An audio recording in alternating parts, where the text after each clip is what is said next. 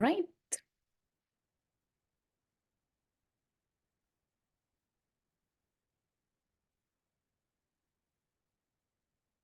Hi, hello English readers and everyone else who likes English literature and likes learning English. Welcome to this new live read along of the graded reader adaptation of Mrs Dalloway by Virginia Woolf. This is our third week reading this novel, this adaptation of the novel, and we're finishing this week. I'm Lydie Bureau and I'm an English teacher in France. I'm also the founder of Lydie's Book Club, in which I host live readings of adaptations of classics of English literature or contemporary novels. And I tend to prioritize books that are written by women.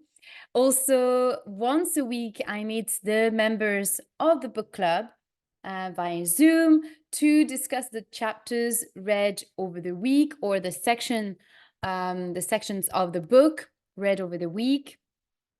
And during this live meeting, we talk about the characters, we talk about books in general as well, depending on how the conversation flows. And we also talk about learning English and all the daily conversation. And yeah, that's about it in terms of how this book club works. So today we are going to read section 12 of the novel. So it's going to be page 76 to 83. So if you want to know more about Virginia Woolf and Mrs Dalloway, so about this novel, I invite you to listen to my podcast episode 17. It's called An Introduction to Virginia Woolf and Mrs Dalloway. This way you will get kind of a broader information about the book and the author. And hopefully it will get you excited to read it, to start reading it with us. So this adaptation can be a good way to get into Virginia Woolf's work and eventually lead you to read the novel, the original novel, which is here. So that's the original book. And also, if you're someone that has studied the book, maybe at university, but in the end, you don't feel like you grasped the novel, or you feel like, oh, you forgot about it, and you would like to return to that book, or you feel like, yeah, you didn't grasp exactly the content and the meaning of the novel and the characters, then maybe listening to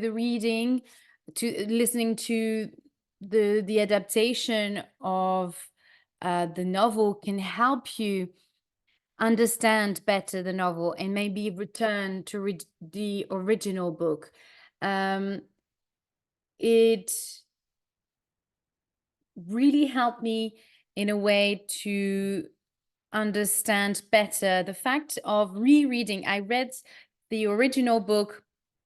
Hi guys, thank you for joining. Hello.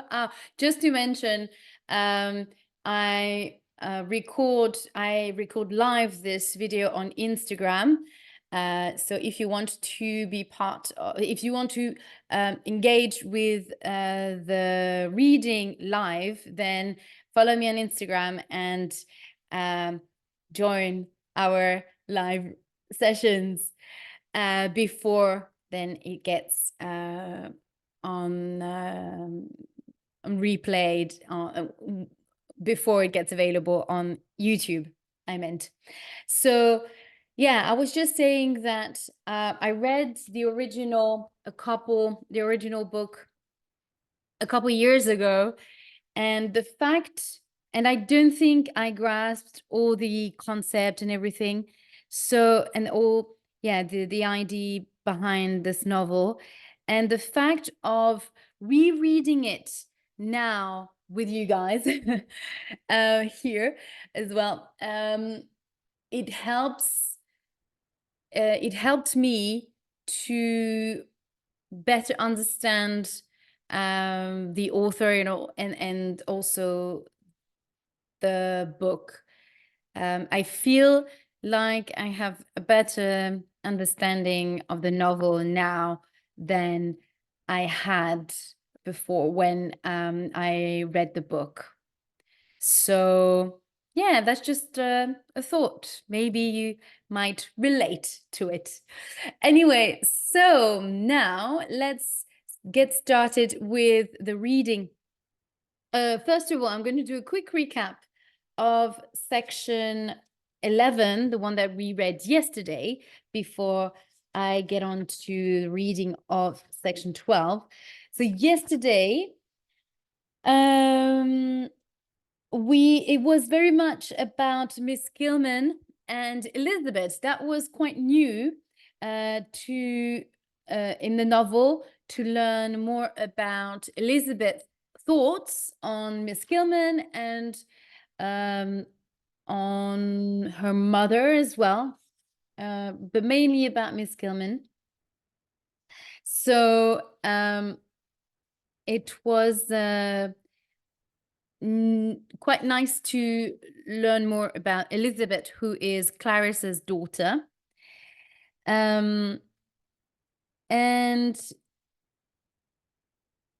at the same time, it was quite sad. It was quite sad, yeah, to learn how lonely Miss Gilman feels, and and the fact that she's so lonely makes her quite aggressive and angry at people, when she replies to Elizabeth's questions. She is quite direct and frank towards her. And in the end, she kind of feels bad about her reaction, and yeah, she feels that she is competing with Mrs Dalloway, Clarissa, Elizabeth's mother.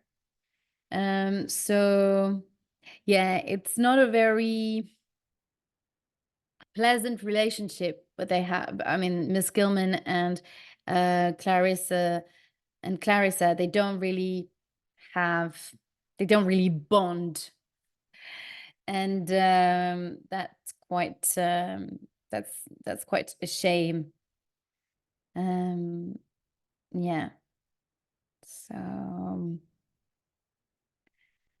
that's about what we learn here, and we left off with Elizabeth getting back home on her own without Miss Gilman, and getting herself ready for the party. And when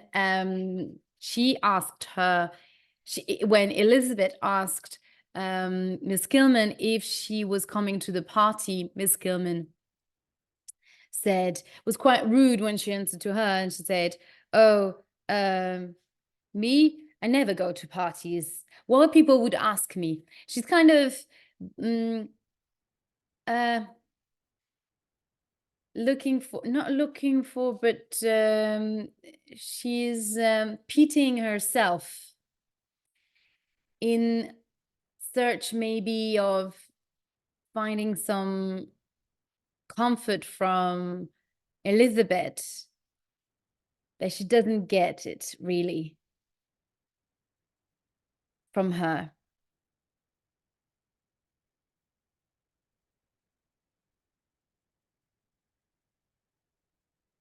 Yeah.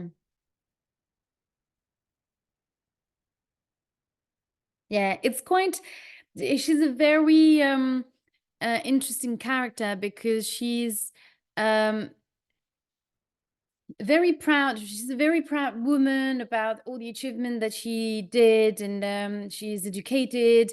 She went to university. She made her own way to the world, despite the difficulties in the war that happened, like yeah, broke out. Um, but at the same time, she's very lonely, and she's unhappy in a way, but unhappiness is translated by anger. There is so much anger in her character, anger towards people in general, but also against and mostly against Mrs. Dalloway. Um, so there is anger and jealousy at the same time. I think they're both jealous of one another.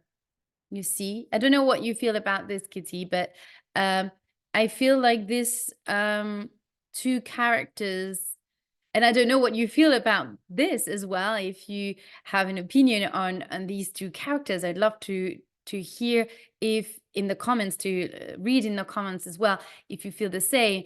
But I feel very strongly that these two characters envy each other at the same time, and yeah, envy each other and jealous each other as much as they wish they were the same. So there were them, there were in each other's life. I don't know, but yeah, it's they're as angry as they are envying each other. So so it's quite a very conflicted um, relationship with mixed feelings. But yeah, that's my feeling about these two characters. Okay, so now let's get started with section 12. The coming and going of shadow and light, which made the walls grey one moment and the bananas bright yellow the next, seemed like a sign of Septimus Warren Smith lying on the sofa in his sitting room. The sound of water was the room, and the voices of birds singing came through the waves. Far away he heard dogs barking. Fear no more, says the heart in the body. He was not afraid. Nature was showing him signs in the wall. Rizia, sitting at the table with a hat in her hands, watched him and saw him smiling. He was happy then, but she could not bear to see him smiling. One's husband should not look strange like that, always staring, laughing, sitting silent for hours after hour, or taking her arm and telling her to write. The drawer was full of those writings about war, about Shakespeare, about how there is no death. Sometimes he waved his hands and cried out that he knew the truth. He knew everything. His friend, who was killed, Evans, had come, he said. He was singing behind the wall. She wrote it down exactly as he said. Some things were very beautiful. Others were completely nonsense. And he always stopped in the middle, changed his mind, wanted to add something, hearing something new. But she heard nothing. And once they found the girl who cleaned the room reading one of those papers and laughing, it was terrible, for it made Septimus cry out about how people tear each other to pieces. Holmes is after us. Holmes is Dr. Holmes. Remember, it's he is his doctor. Holmes is after us, he would say. He would invent stories about Holmes, shouting with laughter or anger, for Dr. Holmes seemed to him to stand for something horrible. He called Dr. Holmes human nature. Then there were his dream. He had drowned in the sea. He used to say, with the birds screaming over him, he would look over the edge of the sofa down to the sea. Or he would hear music and cry, when really it was only some man shouting in the street. That was the worst thing of all, to see a brave man like Septimus, who had fought in the war, with tears running down his cheeks. Sometimes he would suddenly cry that he was falling down into the flames. She would actually look for flames. It was so real, but there was nothing. They were alone in the room. It was a dream, she would tell him, but sometimes she was frightened too. Through his half-closed eyes, he could see the shape of her little black body at the table, her face and her hands, turning the hat, picking something up, looking for something. She was making a hat for Mrs. Filmer's married daughter. He had forgotten her name. What's the name of Miss Filmer's married daughter? He asked. Mrs. Peters, said Razia. She was worried the hat was too small, she said, holding it up for him to see. He covered his eyes so that he might see only a little of her face at a time. First the chin, then the nose, then the forehead, in case it was some terrible mark on it. But no, there she was, perfectly natural, sewing, her lips tight together. There was nothing terrible about it, he thought, checking again for a second and a third time. It's too small for Mrs. Peters, said Septimus. For the first time for days, he was speaking as he used to. Of course, it was too small, she said, but Mrs. Peters had chosen it. He took the hat out of her hands and laughed at it. How happy she was about that. They hadn't laughed together like this for weeks. There, she said, putting a rose on one side of the hat. Never in her life had she felt so happy. But that looked even more silly, Septimus said. Now the poor woman would look like a pig at a country fete. Nobody ever made her laugh like Septimus did. He would help her, for he had a wonderful eye. He began to put odd colors together. She shall have a beautiful hat, he said, picking up this and that, while Razia knelt by his side, looking over his shoulder. So she sewed, her strong little fingers flying. The sun might come and go on the walls, but he would wait in this warm place. There it is, said Razia, holding up Mrs. Peters' hat. It was wonderful. He had never done anything which made him feel so proud. Mrs. Peters' hat was so real, so solid. It would always make her happy to see that hat. He had become himself then. He had laughed. They had been alone together. Then there was a knock at the door. Could it be Sir William Bradshaw already? So remember, Sir William Bradshaw is the second doctor they visited to treat Septimus. No, it was only the little girl with the evening paper.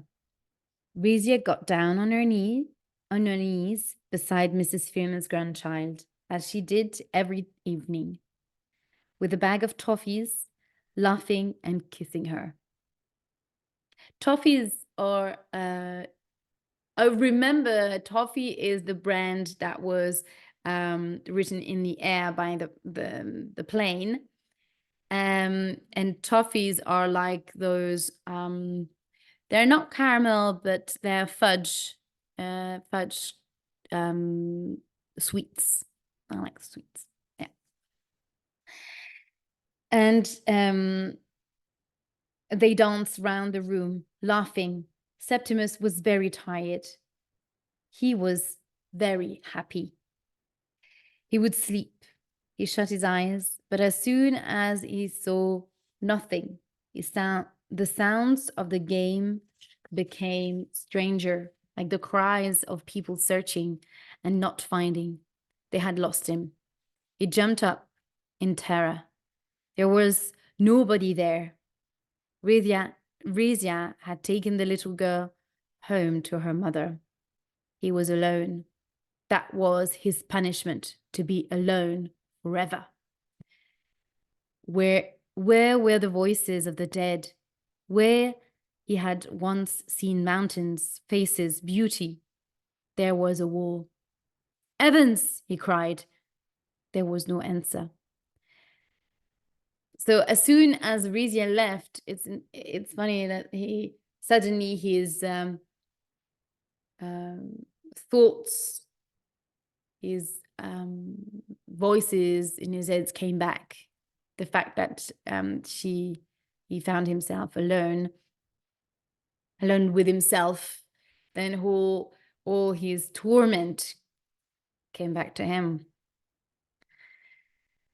Rizia came into the room talking. She sat on the end of the sofa. They were perfectly happy now, she said, for she could say anything to him now. That was almost the first thing she had felt about him when he came shyly into the cafe that night in Milan with his English friends. She knew he was English, with his beautiful fresh color, his big nose, his bright eyes, his way of sitting a little bent over. She had never seen him wild or drunk, only suffering sometimes because of the terrible war. But he would put it all aside when she came in. She could say anything to him, and he understood her at once.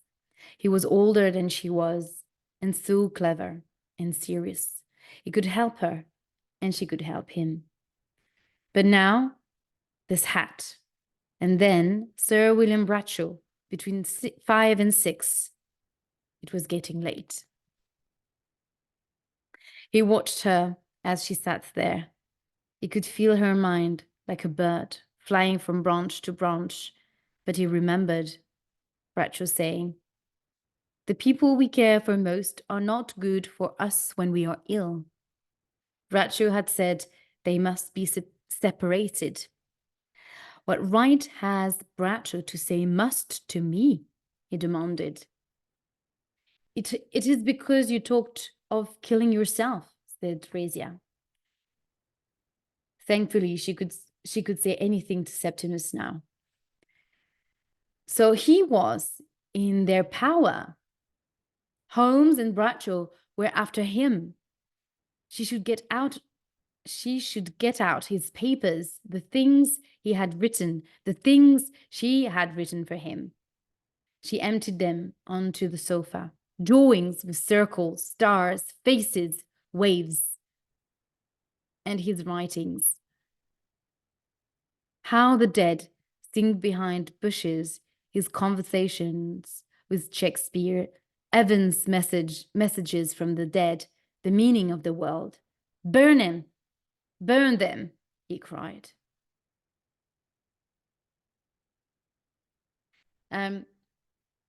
Here it's quite interesting. She's mentioning the waves, and she actually wrote a novel called The Waves. So it's quite it's quite amazing to see how she inserted little clues or little, references to waves. And later on, she wrote a novel about this. So you can see in all her novel how all her novels are connected in a way. And also the fact, I think I talk about this in the introduction, the fact that Clarissa is also a character from another novel as well. She reuses characters and also elements from one novel to another. So how they're all interconnected in a way, making sense of a work of art. Okay, so let's continue. But some so he wants to burn. So Septimus wants to burn all the papers that he wrote. Burn them, he cried. But some were very beautiful, Radia thought. She would tie them up, even if they took him, she said. She would go with him. Nobody could separate them, she said. Sitting beside him, she tied up the parcel of papers. She was a flowering tree, he thought. Gazing from its branches was the face of someone who had reached a safe place, fearing no one. She did not fear Holmes and Bradshaw, the judges who saw nothing clearly but still made the rules. She had defeated them. There, she said, the papers were tied up. She would put them away. And sitting beside him again, she said nothing could separate them. Then she got up to go into the bedroom to pack their things. But she heard voices downstairs and ran down to prevent Dr. Holmes coming up. Septimus could hear her talking to Holmes on the stairs. My dear lady, I have come as a friend, Holmes was saying. No, I will not allow you to see my husband, she said.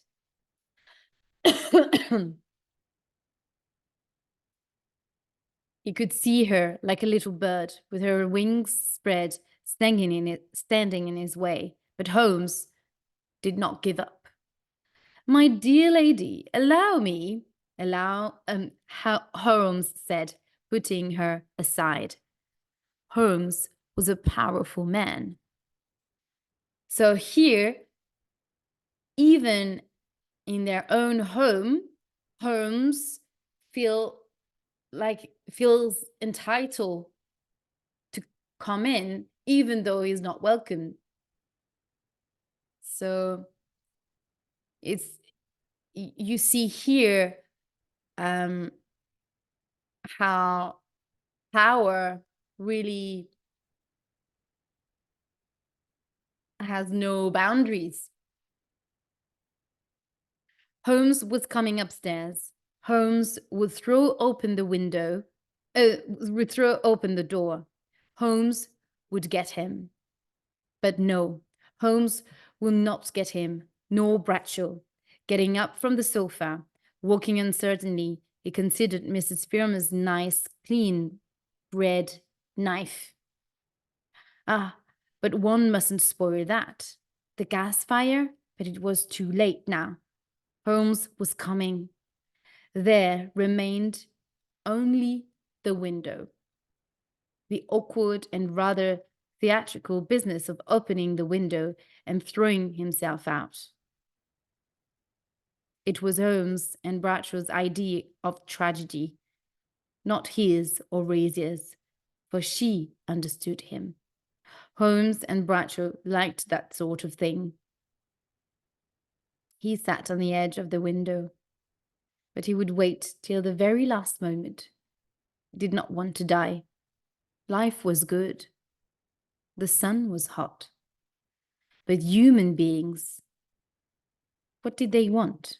An old man came down the stairs, in the house opposite and stared at him. Holmes was at the door. "I'll give it to you," Septimus cried and threw himself. "I'll give it to you," Septimus cried and threw himself violently down. "The coward," cried Dr. Holmes, rushing through the door. Rizia ran to the window. She saw. She understood. Mrs. Filmer made her hide her eyes in the bedroom. People ran up and down the stairs. Dr. Holmes came in, as white as a sheet, and shaking all over, with a glass in his hand. She must be brave and drink what was in it. Who would have imagined? It was a sudden decision. No one was at all to blame. He told Mrs. Filmer. And why he did it, Dr. Holmes could not understand. Definitely could not. Brizia drank the sweet stuff in the glass. It seemed to her that she was opening long windows and stepping out into a garden. But where? The clock was striking. 1, 2, 3. How sensible the sound was compared to all the knocking and whispering. She was falling asleep. But the clock went on striking. 4, 5, 6. She put on her hat and ran through the fields somewhere near the sea. They sat looking at the sea. "He's dead," she said, smiling at the poor old woman who guarded her. "They wouldn't bring him in here, would they?" "Oh, no, no, no," said Mrs. Filmer. "They were carrying him away now." "And shouldn't she be told? Married people ought to be together," Mrs. Filmer thought. "But they must do as the doctor said." Here again, the power of the doctors. In the early 20th century. "Let her sleep," said Dr. Holmes, and she saw the large shape of his body dark against the window. And that's the end of this section. It's terrible, and terrible. It is as terrible. The fact that Dr. Holmes is not able to stop himself is as terrible as the fact that he's not able to understand that it's his fault that Septimus jumped,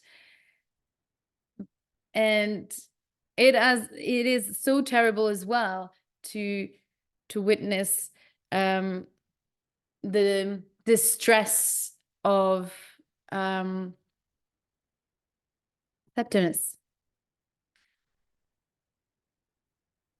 And it's quite interesting to read that it's not about life. It's not, he doesn't want to die in a way. I mean, it's quite conflicted, but he's not really, he doesn't want to leave Rizia because he's got some nice, kind of little moments of clarity or just of normality of himself. He's got some nice moment. He's sharing a beautiful moment with Rizia. So it's very much, he's escaping from the doctors here, more like, than finding, than leaving this life because he hates his life, but it's more about I think it feels very much that he's searching for peace and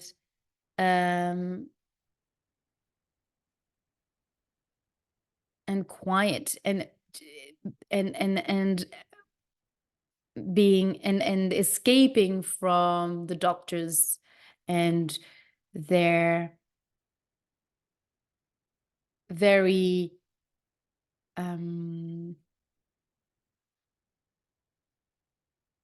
intrusive, yeah, I was looking for the word, their very intrusive way of being in their life.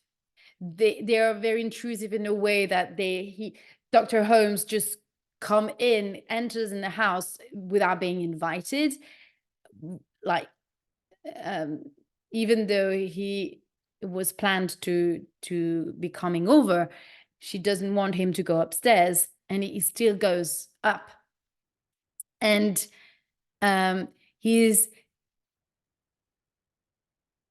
intruding their life as well, in their thoughts. Is intrusive as well in their mind, because these doctors are in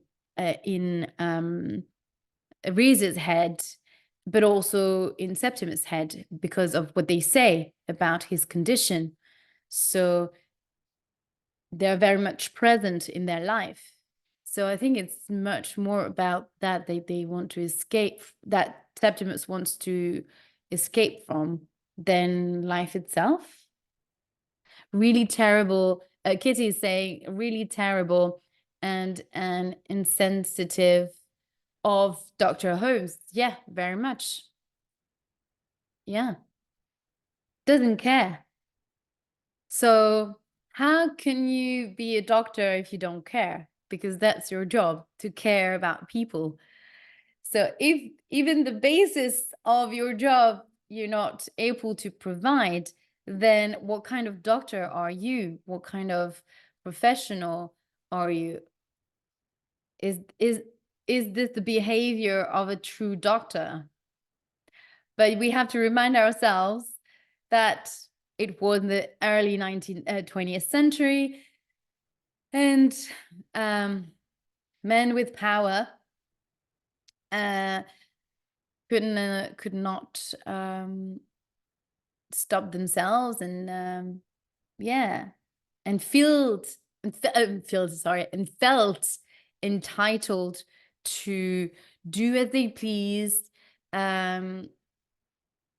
because of their status. People will pay enormous amount of money to have a session with them, and they were like gods.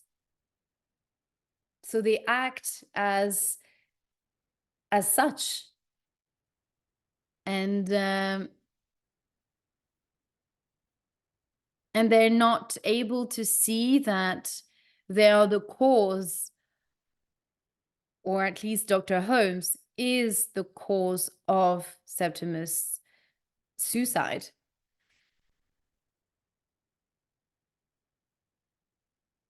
Even if there are many factors of, even though Septimus is ill, he doesn't really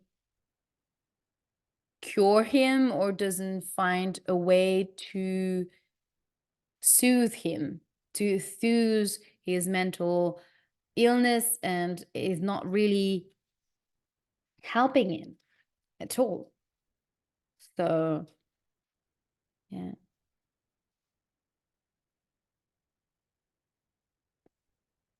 Yeah, it's very tragic chapter here. So yeah, I'm gonna leave you today with this tragic event, unfortunately. And tomorrow we will continue the reading of the novel. We will read part 13, and if you want to attend the live, it's going to be tomorrow at 2 p.m. So on Wednesdays, it's at 2 p.m. CET, Central European Time, live on Instagram. And later, you will have access to the replay, of course, on YouTube. But if you want to join us live tomorrow, please, by all means, join us on Instagram. And I would love to have you live as well and interact with you if you're available. Anyway, so that's it for me today. Thank you again for attending the live. Thank you so much for watching as well.